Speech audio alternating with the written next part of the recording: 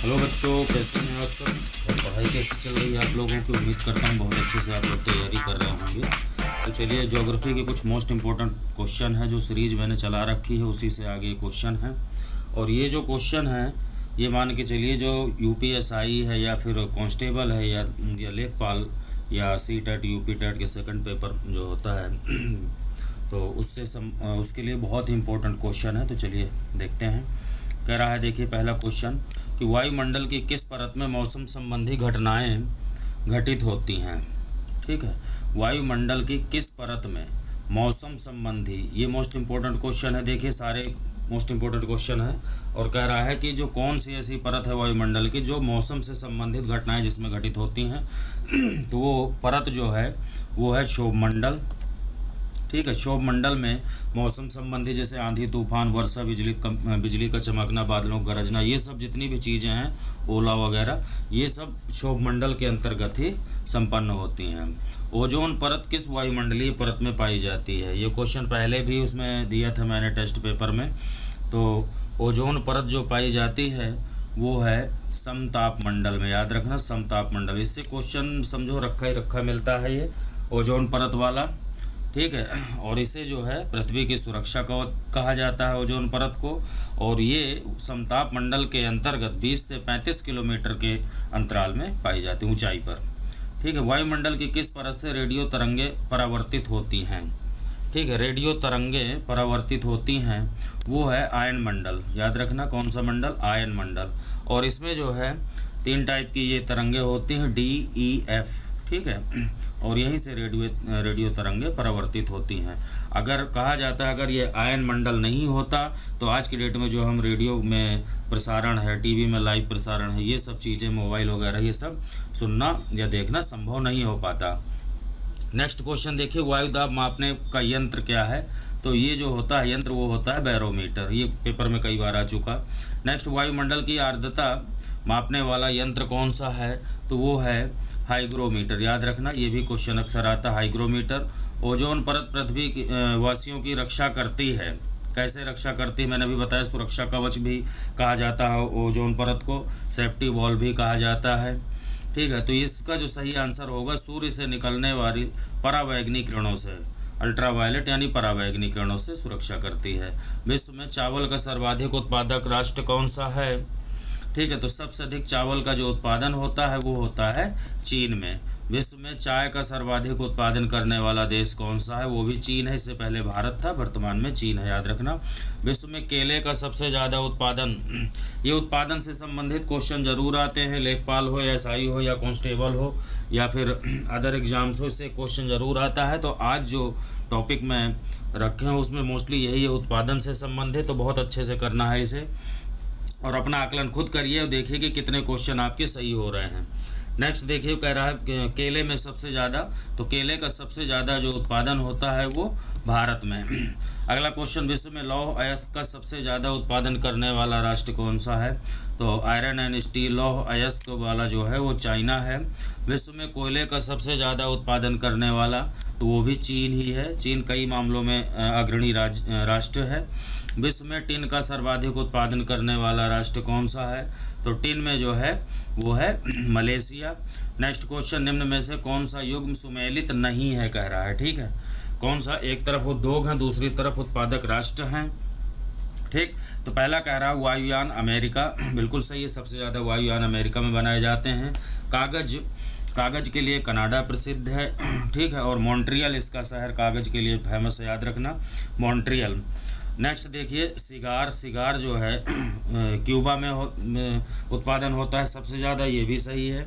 और लास्ट जो है ये रेडियो, इसके लिए दिया है सिंगापुर, ये गलत है, सिंगापुर ना हो करके हांगकांग है। हांगकांग में सबसे ज़्यादा रेडियो का उत्पादन होता है। फिर से इसी टाइप का क्वेश्चन है, ये ऐसे क्वेश्चन ज़रूर आते हैं युग्म वाले और सुमेलित करने वाले या फिर नहीं करने वाले। तो अगला देखिए, कह रहा है एक तरफ खनिज और उत्पादक देश, इसमें पूछ रहा है कि कौन सा जो है गलत है। ठीक है, यानी सुमेलित नहीं है। सोना south Africa, uranium Canada, bauxite Mexico, चांदी पेरू। ठीक है, तो इसमें जो है कह रहा है कौन सा ये सर्वाधिक ना हो करके ये है कि यहाँ पे पाया जाता है लेकिन एक में कम पाया जाता है, बिल्कुल भी नहीं पाया जाता, वो क्वेश्चन है इस टाइप से। अब जो वर्ल्ड में फर्स्ट वाले क्वेश्चन होते हैं कि जैसे यूरेनियम में कजाकिस्तान है, ठीक है, सोना में चाइना है, और चांदी में मैक्सिको है, तो इस टाइप के क्वेश्चन ना पूछ करके अब उस जो है जो काफ़ी हद तक जहाँ पाया जाता है ऐसे क्वेश्चन पूछा जाता है। इसीलिए सुमेलित नहीं क्वेश्चन पूछ रहा है, जहाँ जो चीज़ बिल्कुल भी नहीं पाई जाती उसके बारे में बताया जा रहा है। तो यहाँ जो है इसका सही आंसर हो जाएगा बॉक्साइड वाला। ये बॉक्साइड मैक्सिको में बिल्कुल भी नहीं पाया जाता, तो ये सही हो जाएगा। निम्न में से कौन सा युग्म सुमेलित नहीं है? फिर से उसी टाइप का क्वेश्चन है। कह रहा है गन्ना ब्राज़ील, बिल्कुल सही बात है। कॉफ़ी चाइना, कपास चीन, प्राकृतिक रबर थाईलैंड।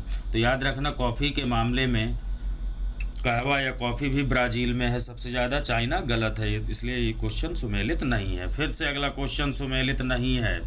फसल है और उत्पादक राष्ट्र है, ठीक है, फसल और उत्पादक राष्ट्र।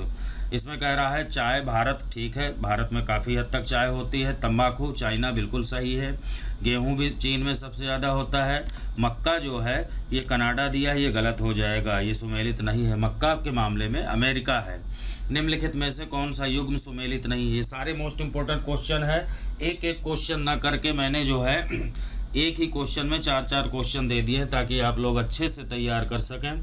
तो इसमें देखिए कह रहा है कि एक तरफ खनिज, दूसरी तरफ उत्पादक देश पूछ रहा है।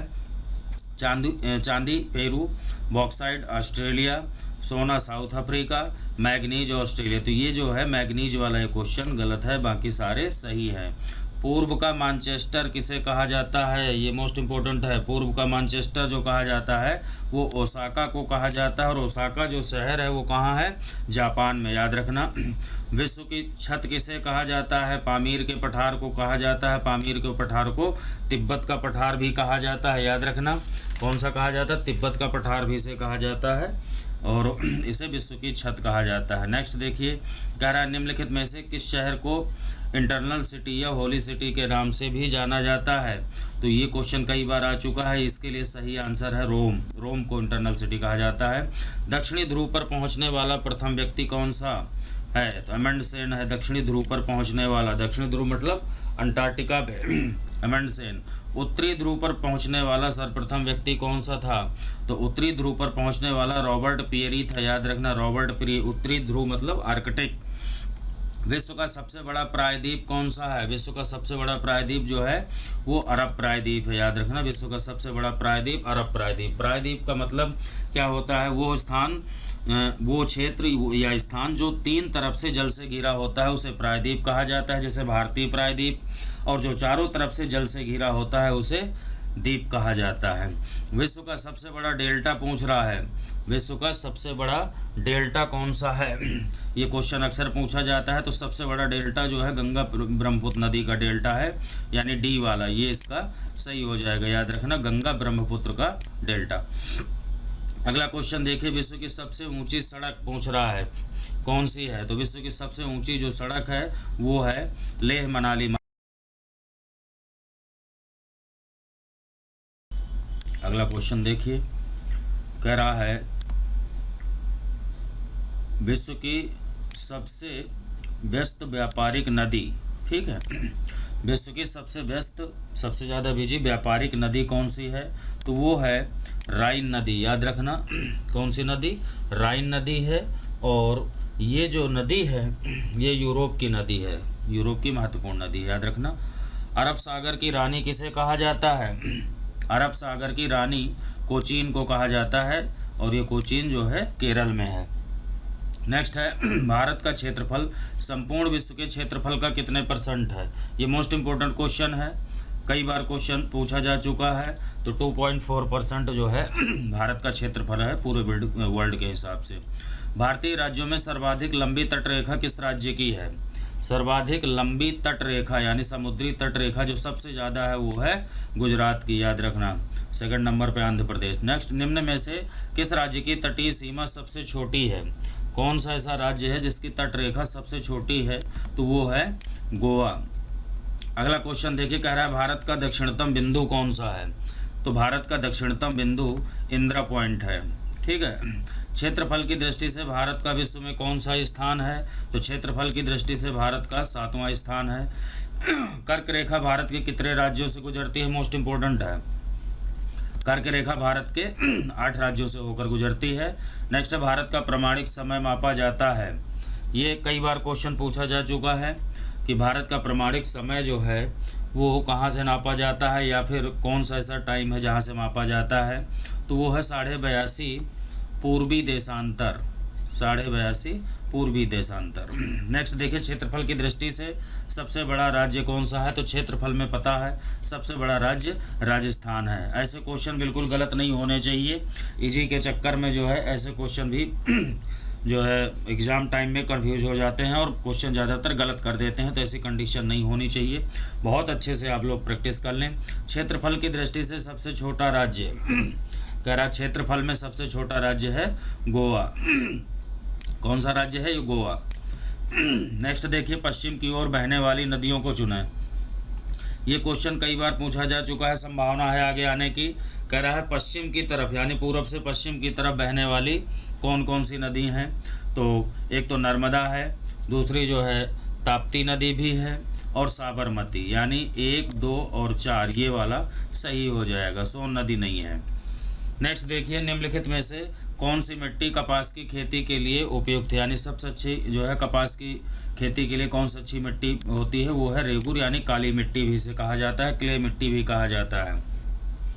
निम्न में से अवशिष्ट पर्वत का उदाहरण कौन सा है, ये मोस्ट इम्पोर्टेंट है। अवशिष्ट पर्वत यानी शेष बचा हुआ सबसे पुराना है ये अरावली पर्वत, सबसे पुराना भी है। और पर्वतों के प्रकार के हिसाब से देखें तो अरावली पर्वत अवशिष्ट पर्वत के अंतर्गत आता है। लक्षद्वीप क्या है लक्षद्वीप एक जो है प्रवाल द्वीप है, ठीक है, प्रवाल। नेक्स्ट देखिए, बैरन तथा नरकोद्गम ज्वालामुखी द्वीप अवस्थित है, मोस्ट इम्पोर्टेंट है। बैरन द्वीप और नरकोद्गम ये ज्वालामुखी द्वीप है जो कि अंडमान निकोबार में अवस्थित है। तो बच्चों कैसा रहा ये वीडियो आप ज़रूर बताना कमेंट करके मुझे, और इस चैनल को ज़्यादा से ज़्यादा जो है सब्सक्राइब कर दें और वीडियो को शेयर कर दें, लाइक कर दें। धन्यवाद।